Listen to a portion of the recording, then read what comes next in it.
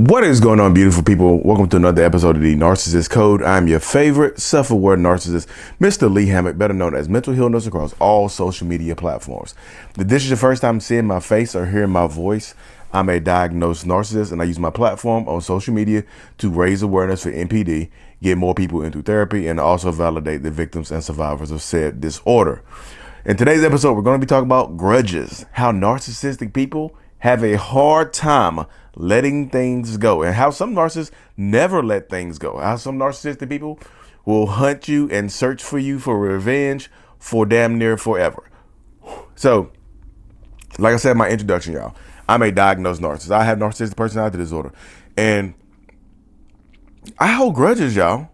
Just like most narcissistic people, we hold grudges, and it is extremely hard for us to let things go. It just is. I know people just like, but Lee, how can we get them to how can we get them to leave us alone from, what if we didn't even do anything wrong to the narcissist and they just won't leave us alone? You might not think that you've done anything wrong to that narcissistic person, but that narcissist or that toxic person, I promise you, probably thinks you slighted them in some way, shape, or form, and they will seek vengeance. Like even me right now, I've been in psychotherapy for since October 2017, so nearly 5 years, y'all, and I still have trouble letting. Like I went to a Luke Bryan concert last night. Yes, I'm a country music fan. I went to a Luke Bryan concert last night. I'm gonna go to Vegas to see Usher. I like all kinds of music, y'all. And I damn near got into an argument with somebody last night, and I ended up having to let it go. I walked off. I was like, cool. But y'all, something in my brain just would not let me let it go. I was just like, I just felt less than. I felt violated. Even though the dude didn't do anything to me, I still felt like I wanted to go over there and say something else. Oh my, yeah, I'm telling you. And this is last night. I'm still feeling it. It's been it's been almost 24 hours. And now I still feel like it's still in me right now. And I text my brothers. I had to text somebody. I was like, man, I'm out here and this mess done happened. They're like, bro, you got to let stuff go. Like you be holding grudges way too long. I know I do, y'all. It's hard. Like that's why I say self-awareness does not mean cured.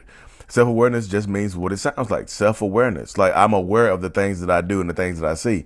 But some narcissistic people, including me, hold grudges and will seek vengeance on people. Like, thankfully, I've been in therapy because and plus, sorry, I'm still recovering from last night, honestly. But seeking vengeance on that one person right there wouldn't do any kind of justice. I have no idea who that person is. But in real life, in a narcissistic person's real life, if they think that you do something wrong to them, if you bring shame to them, they will hunt you down for the rest. Not to like. When I say hunt you down, I feel like hunt you down is some crude terminology. Like they're going to physically harm you. Some will, but when I mean by hunt you down, narcissistic people, when they don't let grudges go, they will try to destroy your life. They will try to destroy your life. They will try to ruin your reputation for something that you might have done to them 10 years ago that you might have forgotten. You forgot it, but that narcissistic person hasn't. I guarantee you, they are probably thinking about it every single day for 10 years. You might just randomly pop into their head. Like there's one girl who I feel like wronged me in I was like in third grade, y'all. I'm not gonna say the girl's name, but I remember her name and everything. She called me ugly, and I just like hurt my feelings, brought some shame to it because people start laughing and picking on me and stuff like that. And since that day, y'all, I'm about to be 37 years old. I'll be 37 on July 14th. So it's been almost 30 years, and I still remember that, and I still want to prove this person wrong. Though I'm not ugly, no, Emma. It's in my head. I talked to my therapist. She's like, it's just in you. She brought some shame to you. You felt rejected, and she hurt your feelings. Even though you were a child, you stored that memory. Like that's that's damn near a core memory of mine right now. You know what I mean? So I just keep harping back on that moment. So if you hurt a narcissist or you shame them or you reject them, you might become one of their core memories, and they might seek vengeance, and they might live their lives to prove you wrong or to hurt you or to bring your reputation down. I'm just like, you might have forgotten it. You might have been like, you might have been 8, 9, 10, 11, 12 years.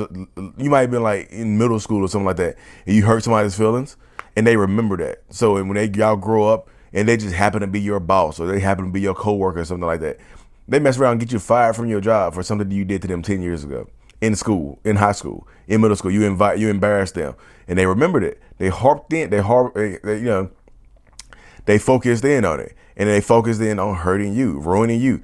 Like narcissistic people, we match. I match energy. I don't just match energy. A lot of times I go above and beyond.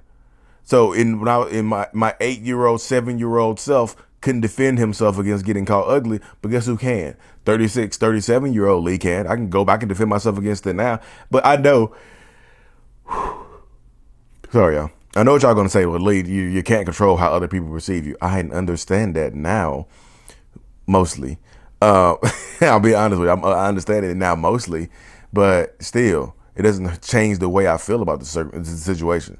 So a lot of narcissistic people won't let things go. They don't we don't know how to let things go, especially after we feel like we've been slighted or embarrassed or rejected, especially if it's in front of a lot of people.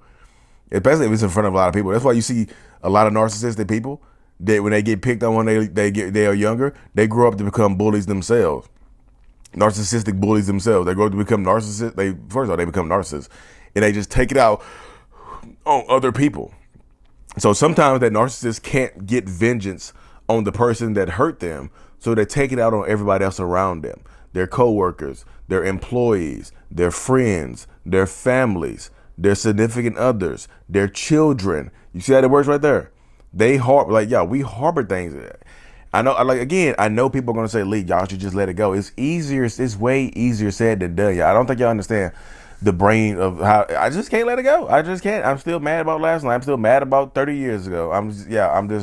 It's not a core. Last night won't be a core memory of mine, but it will still be in my head, So if you're dealing with narcissists and toxic people, understand that if you wrong them in some type of way, they won't leave you alone. If you broke up with them when they were not ready for you to break up with them, you rejected them, you hurt their feelings, and you brought shame to them. So they're probably going to try to bring it to you. I'm just being real with you. I'm just being honest with you. Like they're probably going to try to bring that shame back to you. I promise you. Narcissists, we have trouble letting things go. And I'm just saying, how long does it take to get them to leave me alone? Sometimes they won't leave you alone, especially if they still have access to you some way, shape, or form, especially if y'all have kids together or y'all still work together or something like that. They feel like you wronged them. I'm telling you, they just won't let it go until they feel like until they feel like they've gotten adequate revenge on you, or an eye for two eyes for an eye situation, not just an eye for an eye. I told you, above and beyond. They're taking both of yours. You took one of theirs, they're gonna take both of yours. And I know sometimes you didn't even. This is the crazy thing about it. Sometimes you didn't even mean to hurt the narcissistic person's feelings. You just did it. And they took it like you meant to do it. Like you intentionally harmed our egos. Like most narcissistic people, most narcissistic people, we have fragile egos. So it's like you intentionally went out of your way to harm our fragile egos. And guess what? We're coming for you. And like I said, there's no time limit on when we will give up. I'm still focused on this person 30 years later. And my therapist was like, do you ever look for her online? I was like, sometimes I do. So what are you gonna do? Like, how do you seek vengeance on her? I don't. There's no vengeance I can adequately seek on this girl that hurt my feelings 30 years ago.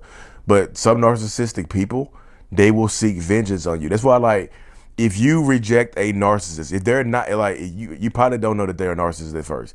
But if you reject a narcissist, if they were not your type at first, if you make them work hard to get you, they will resent you for that.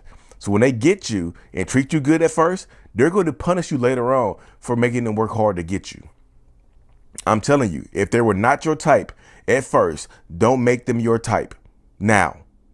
I'm just telling you, I know people, maybe I've had a string of bad relationships. This person I wasn't originally interested in, they're still really not my type.